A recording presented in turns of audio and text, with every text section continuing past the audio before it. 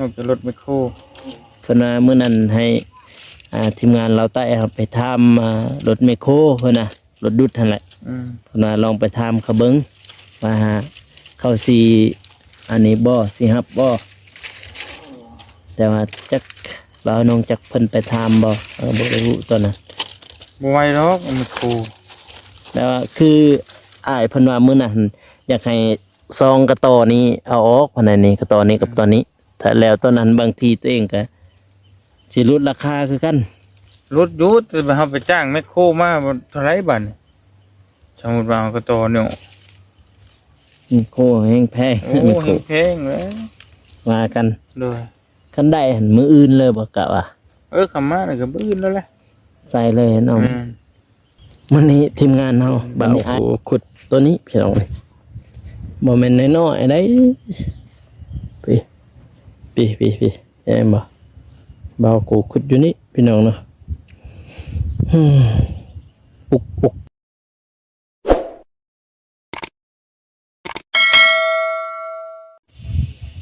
มากับทักทายสบายดีเด้อพ่อแม่พี่น้องเนาะบ่ว่าสิอยู่ภายในหรือว่าต่างประเทศก็ยินดีต้อนรับเข้าสู่ช่องเบากูชนบทสปปลาวเด้อพ่อแม่พี่น้องเอ้ยมามื้อนี้ก็มาอัปเดตที่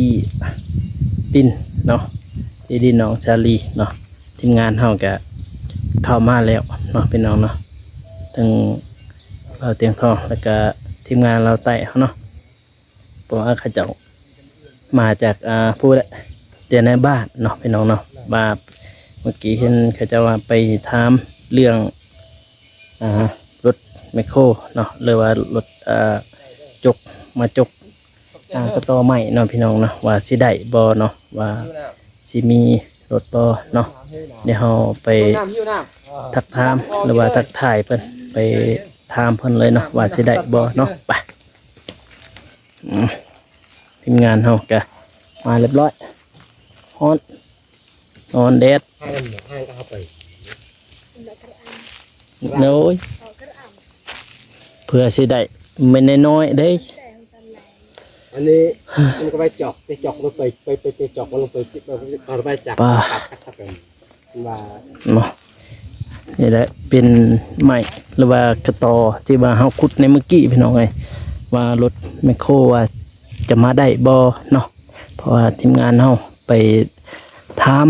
เนาะว่าสิให้บ่เนาะตัวเดี๋ยวเฮาไปทำทางนาบาวเตียงทองเนาะพี่น้องเนาะไปพี่น้องเนาะเอามาทักทายสบายดีเด้อสบายดีพี่น้องเนาะสบายดีบ่โอเคเด็กมาใช่บัดนี่พี่น้องเนาะจะฮอดเนาะจะได้มาชนโฮมพี่น้องเลยมาอยู่โฮมมาเลยโอ้โธ่ฮอดเมื่อยปากก็เมื่อยไปคุดกระต่ออย่างนั้นเฮ้ยเมื่อยนะพูนเมื่อยน้ำกระต่อไม่ใหญ่อยู่ทั้งแม่เพิ่นให้เอาออกเด้ไปถึงหัวบ่ไปถึงน้ำมึงจับเพิ่นไม่ทับน้ำมึงจับเพิ่นนะก็เลยเอาออกเพิ่นว่างัวเขาจะแม่นคนเพิ่นเลยเพราะว่างัวเขาส่วนเพิ่นเด้นี่เพิ่นยังเมื่อกินข้าวอยู่เมื่อกินข้าวก็เลยแม่น้องสาลีกับน้องสาลีแล้วก็น้องฮานน้องแก้วสีความมือกันไม่ใหญ่นี่ไปแบบไปตัดออกนะพี่ได้สำนี่นี่ไปตัดออกนี่ทำนี่ไปกึ่งเอาอีกเมื่อยนั้นตอนนั้นพอแล้วหันกะจึงมาต่อกระต่อใหม่วันนี้อยากถามว่าเป็นจะได้เรื่องนี้เรื่องรถแมคโครได้ยินว่าไปทำเรื่องรถแมคโครนะว่าเขาที่มาแมคโครรถฟอร์ดบ่รถแท็กเตอร์รถดุดนะบอกไงรถดุดโดยแมคโครไว้แล้วคิดว่ารถจกมาจกโอ้แพงมันรถฟอร์ดนะไปถามเพิ่นนะก็ยัง ยังให้คำตอบบ่ได้เพิ่นว่าเจอแต่เมียเพิ่นบ่หรือว่าเพิ่นผัวเพิ่นไปหน้าไปไทยในหน้านี่แหละเลยเพิ่นว่าบ่แรงผัวเพิ่นมาเลยจังคุยกันผู้เก่าบ่หรือว่าผู้ใหม่ เอาผู้เก่าหั่นแหละ ผู้เก่า แม่นเพราะในบ้านมันมีคันเดียวนะ อ๋อ หม้องอื่นแบบว่ายังมันไกลไปยังเขาสิเพิ่มราคาอีกแต่เพื่อเข้ามานะแล้วเราสิขึ้นมาเพื่ออันนี้เนาะ แล้วบ่แรงจะถามเพิ่นแหละครับว่าเพิ่นโอเคแล้วก็บ่อื่นจะให้เพิ่นมาไถนะไถหอบข้างไถไปไถมามันให้มันโกนลงหั่นน่ะหอบไปหอบมาหอบไปหอบมาแหละให้มันเห็นหากอย่างนั้นแหละจะจ้างคนเอาจักรสตินมาตัดโดยแล้วให้เพิ่นแบบให้เพิ่นไถลงเนาะแม่นเพิ่นดุดขี้ดินลงมาพี่น่ะดุดไปดุดมาเกี่ยวไปเกี่ยวมามันก็มันจะโยบลงเห็นหากมันเลยจะเอาตัดออกเอาจักรสตินตัดได้ให้เพิ่นดันเข้ามาพี่เพิ่นมาเจก็ได้มาเบิ่งนี้บ่แม่นดันมาทิ่มไว้นี่นำบ่ได้ก็ได้เพราะว่าต้องได้ปรับดินพี่ทางนี้สูงแล้วเนาะเพราะต้องปรับนั่นแหละได้ยินเพิ่นอันนั้นสร้างเพิ่นว่ามื้อนั้นเด้มื้อนั้นเพิ่นก็มาแล้วมาเบิ่งหั่นแต่ว่าเพิ่นว่ามื้อนั้นหั่นบ่คงโยเพิ่นก็ยอมเด้เพิ่นน่ะมื้อนั้นซ่องต่อนี่เนี่ยเพิ่นว่าสร้างผู้เพิ่นขับรถนี่เพิ่นมาเบิ่งแล้วเที่ยวหนึงถ้าว่าผู้เก่าหั่นเพิ่นว่าตัวเองก็ยอมเพิ่นว่าแต่ก็สิแก้ไขเพิ่นว่ามื้อนี้จะให้ดันออกเลยน่ะบ่ได้มันบ่ได้แล้วแบบเอาออกเลยหันดึงออกเลยหันบ่ได้เพิ่นน่ะยอมเพิ่นว่ามื้อนั้นนอกจากรถแมคโครเพิ่นว่ามื้อนั้นให้ทีมงานเราใต้ครับไปทำรถแมคโครเพิ่นน่ะรถดุดนั่นแหละเพิ่นว่าลองไปทำเขาเบิ่งว่าเข้าสิอันนี้บ่สิฮับบ่แต่ว่าจักบ่าวน้องจักเพิ่นไปทำบ่บ่ได้รู้ตอนนั้นบ่ไหวหรอกแมคโครแล้วคืออ้ายเพิ่นว่ามื้อนั้นอยากให้ซองกระต่อนี้เอาออกเพิ่นน่ะนี่กระต่อนี้กับตอนนี้ถ้าแล้วตอนนั้นบางทีตัวเองก็สิลดราคาคือกันลดอยู่แต่เฮาไปจ้างแมคโครมาเท่าไหร่บัด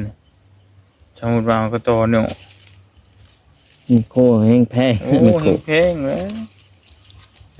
เพื่อที่เอากระโตนี่ออก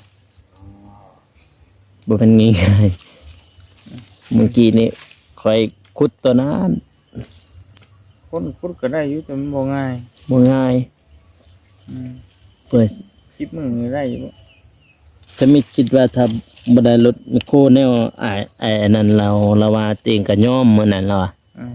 ละยอมก็คือเราสิแบบว่าถุยออกเลยบ่ได้หรอละยอมบัดนี้ละยอมก็คือเห็นทั้งอ้ายบ่ให้แม่น้องสาลีหั่นขุดก็เลยเพิ่นคอยบอกว่าก็หมายเขาครับอันตะกี้เนี่ยมันถามบ่มีเงินเลยครับแบบบ่แม่นว่าขุดกระโตนะขุดดินลงมาเลยน่ะขุดสะลงมาเลยน่ะขุดลงมาแม่นให้มันค่อยเกลี่ยค่อยไกลแบบสมัยตะกี้นะบ่กูเลยเพิ่นเกลี่ยขุดเกลี่ยปัดลงมาเนาะแม่นชะเอาให้มันเพียงกันแล้วตั้งเฮือนไว้นะสมมุติว่ามันเฮาก็บ่ออกกระโตนี่สมมุติว่าเฮาเคลียร์แล้วมันเพียงกันแล้วก็เฮาสิปลูกเฮือนหมดแล้วก็ตั้งหั่นแล้วก็ต่อกับป้านี่แหละมันดอกพุ่นน่ะจะค่อยออกสมมุติว่าคิดตะกี้นะเดี๋ยววันนี้มันทางข่อยก็มีผู้ใหญ่เพิ่นฝากเงินมาแล้วว่าใหญ่เพิ่นจ้างรถอันนี้จ้างรถดุดนั่นแหละมาดุดแต่ก็บ่รู้ว่าจะออกได้หรือบ่หรือว่าจังได๋ก็บ่ฮู้พังเบิ่งก่อนคันนึงบ่คันนึงบ่คันเดียวบ่คันเดียวนี่แหละก็บ่ฮู้ว่าเพิ่นสิเอามาจักคันนั่นแหละเฮาก็ตกลงเพิ่นราคาจะได้เพิ่นราคาเท่าไหร่จะ6ล้านหรือ7ล้านเฮาก็ตกลงกับเพิ่นได้แต่เมื่อกี้นี่พวกอ้ายไปเนี่ยบ่ได้เจอเราบ่เจอแม่เพิ่นเจอแต่เมียเพิ่นไปมาหน้าทางเบิ่งคือตอนนั้นเพิ่นได้ว่าตอนพวกข้อยไปถามมื้อนั้นเด้เพิ่นว่าถ้ามา2คันนี่แม่นว่าเพิ่นว่าสิแบบดึงกันดึงไปดึงมาหั่นนะมันน่าจะได้เพิ่นว่าตามอ้ายเพิ่นว่าเพราะว่าเพิ่นมาเบิ่งแล้วเทื่อนึงหั่นนะตอนนั้นเพิ่นก็ได้ว่าราคาบ่ตอนนั้นแต่ก็บ่ฮู้อีกบางทีเพิ่นเปลี่ยนใจก็บ่จัก ตอนนั้น คือเนี่ยเพิ่นว่าสิดุดลงอ้อมหั่นนะ อืม อ้อมแล้วก็จึงให้มันให้เลิกลงไปแล้วมันเนี่ยจึงเอาจักรตัดถ้าบ่เอาจักรตัดก็สิดึงเอากับรถ2คันนั่นเพิ่นว่าสิเอา2คันเด้เพิ่นว่าสิเอา2คันมาแบบว่าดึงไปดึงมาหั่นนะ อืม ค่อยไปค่อยมาหั่นเพิ่นว่านั่นน่ะเพิ่นว่าอ้ายอันนั้นเพิ่นว่าแต่สิให้ทุยเลยนี่เพิ่นยอมเพิ่นว่า มันบ่ได้ดอก ทุยเลยนี่ยอมใหญ่เด้มีแต่กระต่อ2อันนี่แหละเพิ่นยอมเพิ่นว่า อืม โตนิดหน่อยๆสำนันบอกเป็นหยังเรามีแต่มันแรงนั่นเนาะ นี่ไปเล่นจะคุยกับเพิ่น อืม จะไปคุยอีกเทื่อนึงจะเอาจังใดก็ได้ มันได้ฝากเบอร์แล้วบอก เอาเบอร์ไว้แล้วมาคุยกันเรื่องมันก็โทรคุยกันเป็นโทรร่วมกัน มาอาวุธมันนี่ถ้าได้ช่องตอนนี้ก็โอเคแล้ว อืม เพราะว่าอายพนามีแต่สิปรับดินให้ อืม ถ้าก็กระต่อเนี่ยแนวเพนนามื้อนั้นหั่นเพิ่นว่าให้ทีมงานเฮาไปถามเบิ่งรถแมคโครหั่นน่ะรถจกหั่นน่ะ อืม เพราะนะถ้าเขาเอาออกช่องกระต้อนนี่ตัวเองก็ชิมาไทยให้น้องมาแบบว่ามาซอยนั่นแหละต้องมาซอยนะเพิ่นว่ามื้อนั้นหั่นถ้าออกได้หั่นก็เพิ่นน่ะสิเฮ็ดได้เพิ่นว่าอันใด โอ้ถามแมคโครมากกับแมคโครตักเลยแหละดินจะเอาแมคโครตักเกียร์ลงมาเลยแหละ คือเพิ่นที่แผนเพิ่นตักกันแบบนี้แต่ว่าเพิ่นสิตักเอาดินมากวยลุมๆเนาะ เสมอกัน เออ แล้วบัดนี้สมมุติว่าแมคโครสิมาเอาออกจะ2 เตา2 ตอมันเป็นแบบบ่ได้ อืม สิเอามามันโอ้ยเพื่อแก่เพื่อลากไม่บ่ง่าย แก้เวลากันอีก อืม แห่งเบิดหลายเพิ่น เบิดหลาย แห่งหลายเติบหลายกว่ารถอันนั้นอีก นี่ เนี่ย นี่แหละ ยากนะก็ต่อสองเนี่ยคือเขาว่าหันดินน้องเซรี่นี่ก็ดีอย่างหนึ่ง เสียอย่างหนึ่งก็ดีก็คือได้ไม้ เสียก็คือเสียเงินอีก หลายอย่างแห้ง หลายอย่างเสียพี่เสียตัวเอาไม้นี่ออกอีกเอากระตอได้ออกอีกเอากระตอไม้ช่องกระตอนี่ได้ออกถ้าว่าเอาออกแล้วมันโอเคจังว่ากัน เพื่อสิแล้วโอ้ยยากเบียกเด็ดคือมีแต่ขุดนั่นแหละถ้าเราไทยคือประคอยขุดเมื่อกี้นี้แบบว่าขุดเอาหากตัวใดว่ามันใหญ่หั่นนะ อืม ขุดแล้วก็ตัดบัดนี้รถไทยละหันมาแล้วก็มีแต่ดึง อืม ดึงก็สบายเยอะแต่พอดึงแปลว่าหากมันหาตัดเลยเด้หากใหญ่หัน อันนี้มีแต่มือเพิ่นมาดุดแล้วก็เพิ่นคอยดุดดินหน่อยมันเป็นแปลนแล้วก็แม่นเฮาก็ไปหาจ้างตัดสตินมาจักอันหนึงนะ มาไว้แล้วก็ตัดเนาะตัดเนาะ ในมื้อนั้นเฮาว่าจ้างแล้วก็ใส่เลยบ่ตัวผักเบิ่งพูดนั่นไม่ นั่น ถ้าเบิ่งสวนแม่อันนั้นเห็นละวายงกีนี่ แต่ว่าตัวทั้งไม้บ่ทันเห็นเราจมมีหยังมีแต่น้ำมาจับแล้วหั่นตัวไม้ทางหั่นไม้ทับก่อนเอามาเอาออก แต่ว่าพวกเราก็เอาออกแล้ว แต่ถ้าเบิ่งปูนเบิ่งถึงหั่นเพราะว่าเห็นบ่ละแปลงกินแต่นั้นบ่ได้พกค่อยมานะเราว่าเอาออกแน่เราบอกหลายเทื่อแล้วว่าเฮาก็บ่ได้ยินเด้บ่ฮู้ว่าเราบอกนำไผหั่นนะพอดีให้แม่น้องชาลีเอาออกตัวนั้นซะก่อนงัวมันเข้าสวนเนาะนี่เรายังเมื่อยกินข้าวแล้วเรากินข้าวแล้วมาต่อได้วันนี้พวกอาชีพต่อทั้งบ้านได้ปะเนี่ยแต่นี่แหละ จังว่าพุ่นละตอนนั้นก็สิเข้าไปบ้านน้องเดิมมื้อนี้มันบ่มีแนวเฮ็ดแล้วก็ไปบ้านน้องเดิมไปคุยเรื่องพื้นเรื่องไฟไปบ้านน้องเดิมนั่นแหละแล้วก็จังว่ากันบืนที่เข้ามาใหม่เนาะ โดย เพราะว่ามันเฮ็ดหยังบ่ได้เลยเด้มื้อนี้รถก็บ่อยู่เลย เจ้าของเราก็บ่อยู่ไปนา แม่น มื้ออื่นจึงว่ากัน โดย คันได้หั่นมื้ออื่นเลยบ่กะว่า คำมาเลยก็บื้นแล้วแหละ ใส่เลยเนาะ บื้น วันนี้อายอันนั้นละว่า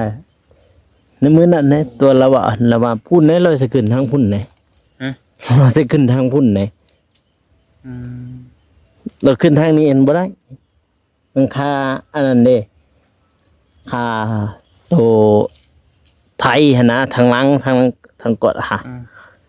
เราว่าตัวเองขึ้นบ่ได้บ่นี่ละว่าพุ่นทางพุ่นโอเคอยู่เราสิขึ้นมา ทางเบิ้งก็จังว่าบื้นก็จังว่ากัน ถ้าเบิ่งอีก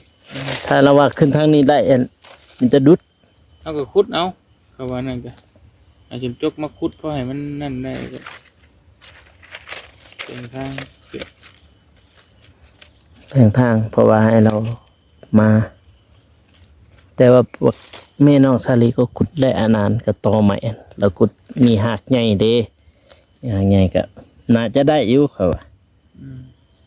น่าจะโออยู่รถไทยแล้วเด้เพราะว่ารถไทยเรารถไทยน้อยเราว่ามันนะเพราะมีในบาทมีแต่คันเดียวไว้จะได้บัดนี้เอาแต่คันนั้นแล้วบัดนี้มาโอเคมีแต่ชั้นมันแหละ โดย ยาว ไปอีกเนาะ โดยจะเอาไปเบิ่งต่อว่าสิสำได้สิได้บ่สิโอเคอยู่บ่เฮ้ยพี่น้องเว้ยเมื่อยเนาะเพราะว่าตะกี้เฮาก็ขุดซอยแม่น้องชาลีพี่น้องเว้ยนี่ปาโตพี่กับต่อเพราะว่ามือวานเนี่ยเพิ่นขุดตัวนี้พี่น้องเนาะเพิ่นขุดหากไม้ตีนเป็ดนี่เนาะมื้อนี้ทีมงานเฮาบ่าวกูขุดตัวนี้พี่น้องนี่บ่แม่นน้อยๆได้พี่เห็นบ่บ่าวกูขุดอยู่นี่พี่น้องเนาะอุกแต่ว่าก็มีงบทางผู้ใหญ่เพิ่นฝากทางเบาเตียงพี่น้องเนาะก็มีอยู่เนาะนี่คือจังซี่แหละพี่น้องเนาะพี่ตัวที่ว่าเบาโกไว้โยในคลิปที่แล้วครับเบาโกถ่ายกันพี่น้องเอ้ยว่าตัวนี่ให้เบาโกตัดนี่เบาโกตัดตัวนี้ตัดบ่ได้ดอกโยมลีพี่จึงมาตัดตัวนี้อีกนี่ต่อไม้ตัวนี้มาตัดตัวนี้อีกจึงว่าโอเคคันบอลเนี่ยโอ้ยเมื่อยพี่น้องเอ้ยกระแมนคอมเราแล้วเนาะก็คือไม้ไงนี้ทับแบบว่าทับอันนี้เราฮะนะทับน้ำมักจับเราก็ต้องเลยจำเป็นเอาออกให้เราเนาะคันบอออกก็มาสิเขาส่วนเราพี่น้องเลยเนาะตัวก็ประมาณนี้เนาะพ่อแม่พี่น้องเนาะก็ฝากเป็นกำลังใจแล้วก็จะมีข่าวดีเนาะเพราะว่าบ่เตียงเพิ่นก็ว่ารถไมโครหรือว่ารถไทยนั่นแหละเนาะรถไทยอะไรง่ายๆเนาะก็มื้ออื่นจะว่ากันก็จะมีข่าวดีอยู่มีทางผู้ใหญ่เพิ่นฝากเงินมาแล้วเนาะเพื่อไทยดินเนาะนี่ไทยดินน้องสาลีหรือเอากระตอไม้นี่ออกพี่น้องเนาะถ้าว่าเอากระตอไม้นี่ออกแหละบาโกก็ว่า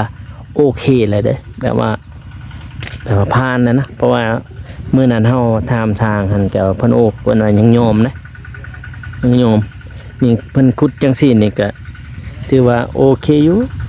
น่าจะได้อยู่เฮาขุดหรือว่ารถไมคโครรถไทยนี่เบาโกลงรถไมคโครเลยรถไทยอะไรมาถอยออกมาดึงออกพี่น้องเนาะเรื่องใหม่ตัวนี้เนาะมาว่าเรื่องใหม่อันนี้นี่เรื่องทางที่ดินเราก็จมอยู่ตามที่เราว่าเป็นภาษาล่ะเราก็จมอยู่เราว่าจะให้ออกกันแหละเนาะอาจักมาตัดก็คงจะเป็นมื้ออื่นพี่น้องเอ้ยเนาะ มืดเพราะว่าไม้ก็เป็นไม้ของเฮาเด้ดินของเราเราก็อยากให้งามให้จบให้งามในง่ายๆเนาะพี่น้องเนาะนี่เพิ่นก็มาเฮ็ดนำจับเพิ่นได้เมื่อกี้นี่เพิ่นก็มาอยู่เด้เนาะโอเคพี่น้องเนาะผู้ใดเห็นคลิปนี้ก็อย่าลืมฝากกดไลค์กดติดตามมาว่าสิอยู่ภายในหรือว่าต่างประเทศก็ฝากกดไลค์กดติดตามให้แน่เด้อพ่อแม่พี่น้องเอ้ยเนาะเพื่อเป็นกำลังใจให้เบาโกแล้วก็น้องชาลีเนาะสำหรับนี่แหละพี่น้องเอ้ยเนาะก็มาอัปเดตทางที่ดินแม่น้องชาลีเนาะหรือว่าน้องชาลีนั่นเองพี่น้องเอ้ยมาอัปเดตให้ผู้ใหญ่ใจบุญหรือว่าผู้ใหญ่ใจศรัทธาแหละมาเบิ่งหรือว่ามารับชมเรื่องที่ดินเนาะพี่น้องเนาะก็มาอัปเดตข่าวสารไปเรื่อยๆพี่น้องเอ้ยเนาะเพราะว่าบ้านน้องเดิมก็สำเร็จเสร็จสิ้นเนาะพี่น้องเนาะยังแต่เอาไฟฟ้าเข้าบ้านเนาะหรือว่าเข้าเฮือนเนาะพี่น้องเนาะแล้วนั่นก็ไงคือจบภารกิจพี่น้องแต่ก็เบลโกก็จะไปอัปเดตบ้านน้องเดิมแล้วก็น้องซิมเนาะหรือว่าสาวซิมพี่น้องไอ้หมู่ของน้องเดิมนั่นแหละหรือว่าแม่ที่ซองของน้องเดิมเนาะเพราะว่าเพิ่นเอิ้นแม่ผู้ที่ซองเนาะพี่น้องเนาะโอเคคลิปนี้ก็อย่าลืมฝากกดไลค์กดติดตามเด้อพ่อแม่พี่น้องเอ้ยแล้วว่าคลิปนี้ก็ขอจบไว้เพียงเท่านี้เด้อพ่อแม่พี่น้องเนาะสำหรับคลิปนี้ขอกล่าวเข้ามาสบายดีพี่น้องเอ้ยแล้วเจอกัน EP ต่อไปเนาะพี่น้องนะบ๊ายบาย